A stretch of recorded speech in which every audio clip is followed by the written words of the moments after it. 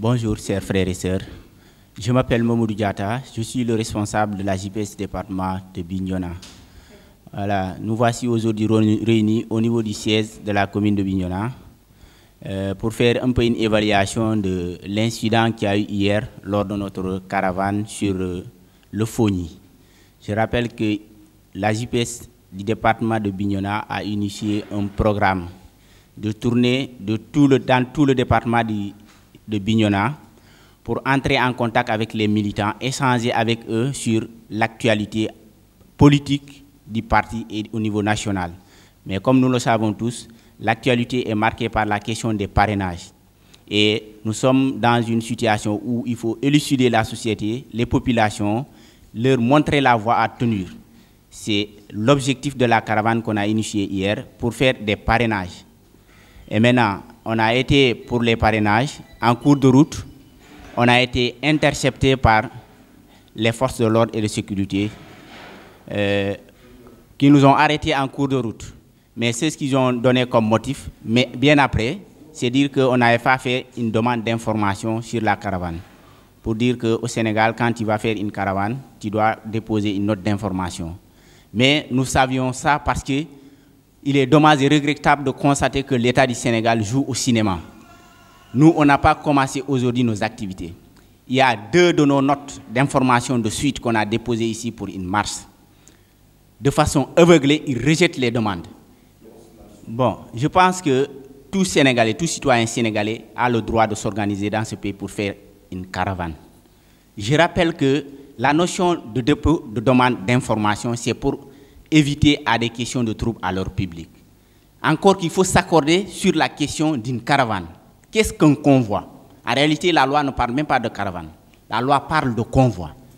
Est-ce que 2, 3 véhicules peuvent entraver à l'ordre normal de sécurité et de fonctionnement de ce pays? C'est la question à se poser. La loi a un texte, la loi a un esprit. L'esprit de la loi qui est beaucoup plus fondamental que le contenu. Parce que le texte peut dire clair, il faut une demande d'autorisation, une demande d'information d'ailleurs, pour éviter trouble à l'ordre public. Mais quand l'autorité constate que ce que vous faites n'a rien à voir pour troubler l'ordre public, autant l'encadrer une bonne fois pour tous. Encore que je le répète, si on était dans un état normal, on pourra continuer à demander à faire des notes d'information. Mais on a constaté que de façon aveuglée, comme je l'ai dit, l'État rejette sans cesse nos demandes d'information. Mais nous, quand on est face à des autorités aussi qui ne respectent pas la loi, eux qui sont censés être en premier les garants du fonctionnement normal de la légalité, ils bafouent la loi sans cesse. Nous, citoyens, on est obligés de l'en suivre. C'est ce qu'appelle notre président quand il parle de résistance. Face à l'oppression, il faut résister. Et ça, c'est de l'oppression. Je vous ai dit sans suite, 2 fois de suite, on a déposé ici des notes. D'ailleurs, ce vendredi-là, c'est l'occasion de le rappeler. On a déposé hier une demande d'information pour une marche pacifique à Bignona le vendredi. Et nous allons marcher le vendredi à Bignona. Inutile que les gens nous appellent pour nous demander s'il y a autorisation ou pas. Parce que nous, on a dépassé ce cadre-là. On ne peut pas continuer à fonctionner dans un État qui ne règle pas les problèmes, le b.a.-ba même de la législation. Combien de fois on a déposé en bonne et due forme une demande pour le vendredi? Que chacun s'en tient que c'est le vendredi-là, on va marcher. Pour cette question de la caravane, nous, on va continuer notre caravane. On va s'accommoder de la demande de l'autorité. On va déposer dès demain une demande. Et on va reprendre le chemin de la caravane. Parce qu'il est dit, le calendrier électoral, il est fait pour tous les partis politiques du Sénégal. On ne peut pas être dans un État où tout le monde est en train de faire des parrainages, excepté PASTEF. Ce n'est pas normal. Le plan d'action du mois, excusez-moi, c'est ce que je viens de répéter. On va déposer une note pour continuer nos caravanes. PASTEF est en pleine activité de parrainage. Nous avons des candidats qui se sont présentés. Nous avons Guy Marius Sagna, nous avons El Malick Ndiaye, nous avons Bassirou Diomaye Faye, nous avons Abbas Fall, Birame Souleye. Tous, c'est des candidats de PASTEF. Actuellement, on ne parle pas de parti, on parle de candidats. C'est des candidats. Les jeunes patriotes du Sénégal pour soutenir nos candidats. Assalamu alaikum. Je suis Bakary Richard Diomé, di responsable coordinateur de la JPS commune de Bignona tey dañoo ñëw tey pour waxtaan ak askanu Bignona askanu Sénégal ci biti réew ak ci biir réew bi pour yeggee leen xamal leen ne démb waa gendarmerie dañoo intercepté suñu convoi caravane bi ñu doon def au niveau du Fogny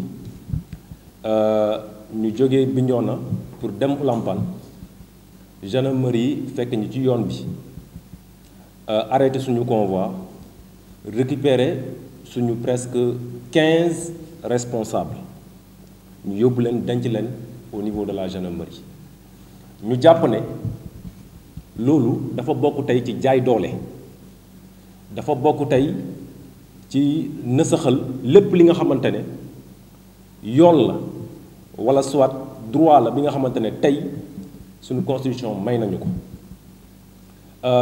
ñun période bi ñu toll ñu ngi ci période parrainage ñu nekk ay ndaw nekk ay responsable de parti bokk ci parti soutenir ay candidats yi nga xamante ne am nañu seen fiche de parrainage ñu war a dem sur le terrain wax ak askan wi wax ak ndawi Sénégal pour xamal leen ne ñii nga xamante ne ñoom ñooy suñuy candidats dañoo bëgg ñëpp préparer wu pour seeni parrainage waaye comme dañoo nekk ci dëkk bi nga xamante ne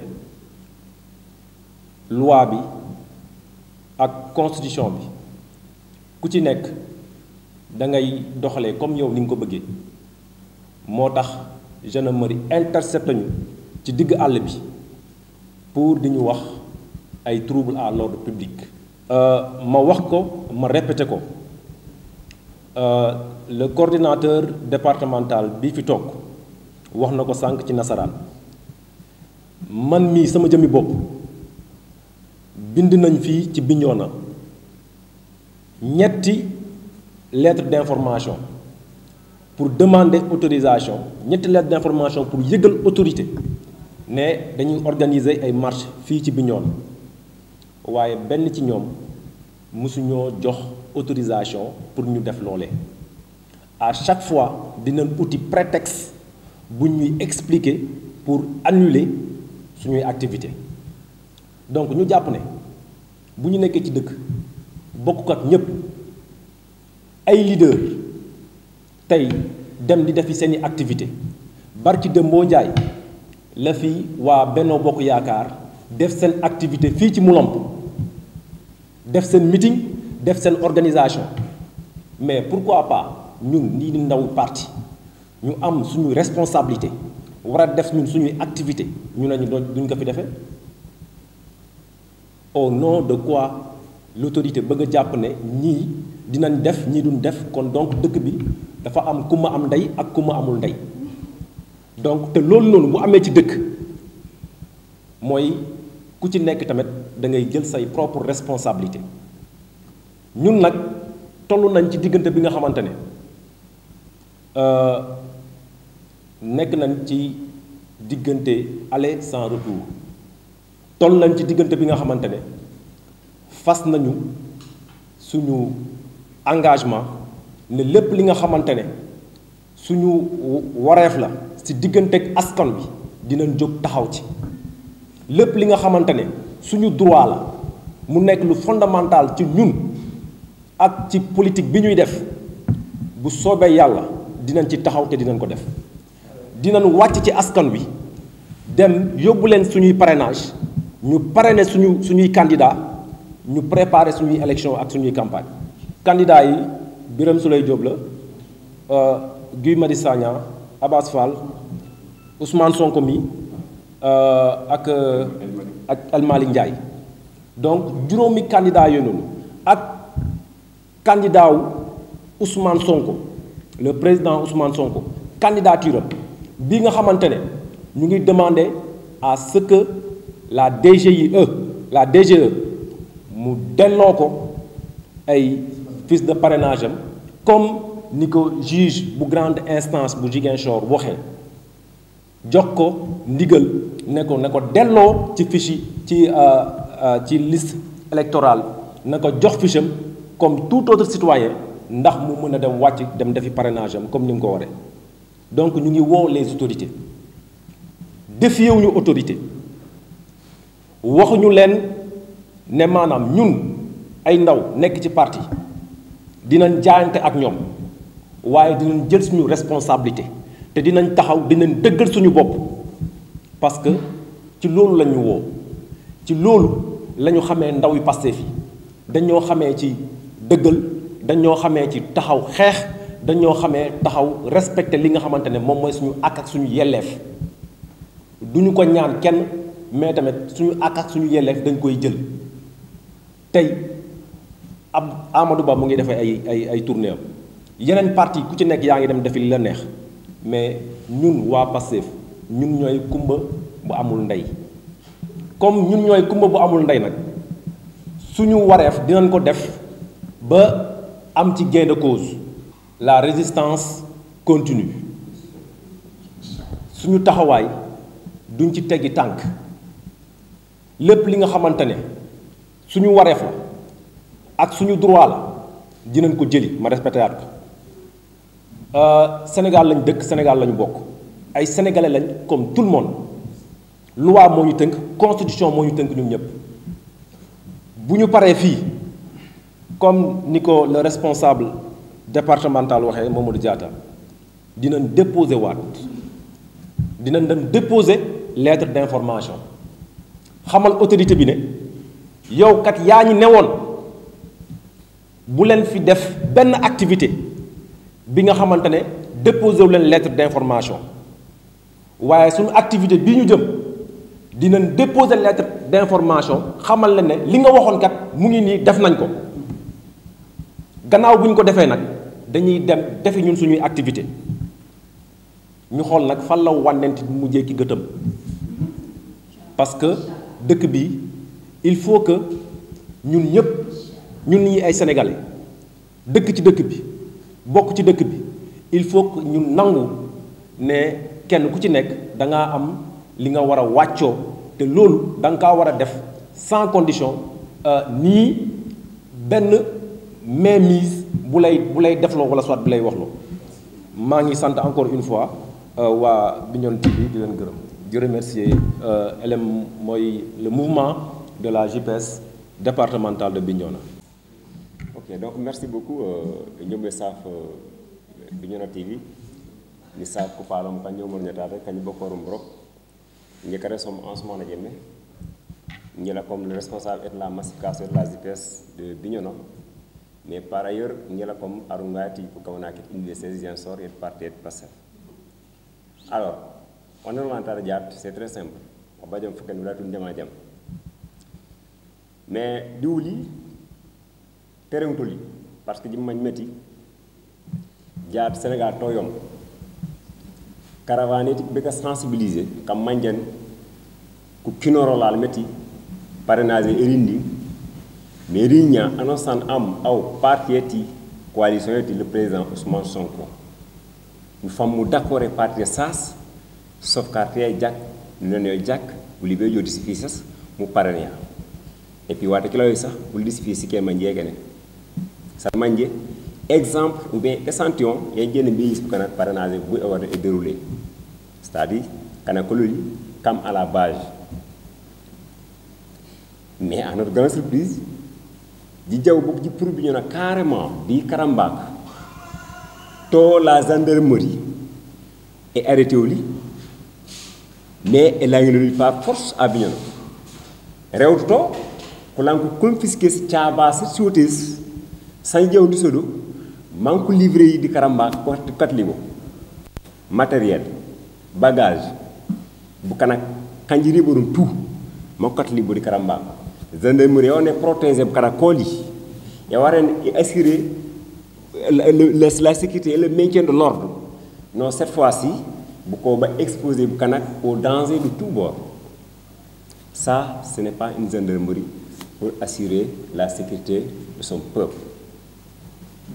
Nandi Pouroubo, di joy wa gendarmerie ko fi mo la ko wamo waji yekan on était clair sensibilisation pour parrainage mais ko problème la ko yemo ayma asenu autorisation qui avait comme parrainage wuli tuji mañ metti autorisation pour parrainage et monsieur Badjo parce que nan parrainage est lancé en sorte mañ mais période où yo activité où politiquement yo yombom di le pays sans ce que le jaw mais metti be ci autorisation be jaw et quand sensibilisation parrainage di monsieur Mandio bañ monsieur Jamio di parti tien sauf Pastef parce que le tout manière Pastef yo jaat même barana bo no jaw faut qu'il autorisation mako seni autorisation mu jawran jaat no mom sénégalais la ñe wuli tuji mañ metti o para jabe kan manifestation mañ pour ngolen ou empêcher circulation metti bu kanak di siwotes faut quand autorisation de manifester mais pas caravane no manje il y a un seul sens unique circulation est arrêtée outi activité si arrêtée outi d'ailleurs du peuple de la ville de Bignona wuli ko en plein bouche mais wa ngono empêcher activité ceci les citoyens mas diaw normal mais totalement diap autorisation yana sawlu kané tata yam pour manifestation kuma ngerit si feji sawje beulum kuma wut par contre ko pala la quelque pankak kayeke lu ñam fam je jure que même s'il y a des demandes sans kané pour manifestation si tu vérifies la question de la conformité ni ken bay ba des erreurs san manje kané ja wulu kané so ke pa refoulé mais ko kati manjal la mais wuli même erreur yi virgule nu kané pa rejeter alors jaat ko ko imposer wala son di paré be kan comme activité faut ko manji kan une demande panji kan d'accord mais faut manji retirer metti c'est pas comme auparavant let ni non di kan demande man ko manji metti bouquet fu naka ko be kan activité diko préparer toutes les forces de l'ordre man ko jaw ko barelu ko empêcher les kan activité c'est stratégie que je l'ai ko demande d'information le ligné c'est équivalent de préparer à mobiliser les forces de l'ordre pour nous empêcher manikan activité sur lui igné pandikan les demandes même pour aller boire pour passer wuli be jaw kan demande mako do manja jirat mais il faut que mako mañ metti wuli kanja demande d'information ji banjaat activité sur lui wuli be kan let que de de mais c'est parce que la légalité encore wuli nu moment jo parce que un pays sans légalité wono san uredeto kayra e ngone mankito fitine pop eredeto parce que jatno mañam wulu famo sola la légalité mais let be keng légalité pour que empêcher bu kak nous autoriser bu kak wulu jeur ba ka d'accord yo let manté man ku sofa ñewli ko arrêté bu ka ko prison je profite de l'occasion ku libérer ko parler de camp prison babay parmi ko des étudiants parmi ko des élèves par ailleurs même certains métiers c'est incontournable pour l'activité économique de ce pays plus de 1000 jeunes en prison pour des questions politiques que le président Macky Sall se soucie de l'avenir de cette jeunesse. La main-d'œuvre juvénile, c'est une force que l'Occident a bougé aujourd'hui. À quel il joue sur sa date. Il n'a qu'à libérer ces gens-là. On a un seul et unique candidat, c'est le président Ousmane Sonko, qui libère le président Ousmane Sonko. Macky Sall a libéré le président Ousmane Sonko. Il n'a commis aucune infraction qui pouvait valoir sa candidature. Le président Ousmane Sonko, pour tout le peuple sénégalais, un candidat est-il passeur, un candidat est-il le peuple sénégalais, on l'a comme le président Ousmane Sonko. Il sera candidat et je pense à partir de 2024, il sera le président de la République, Inch'Allah. Nous sommes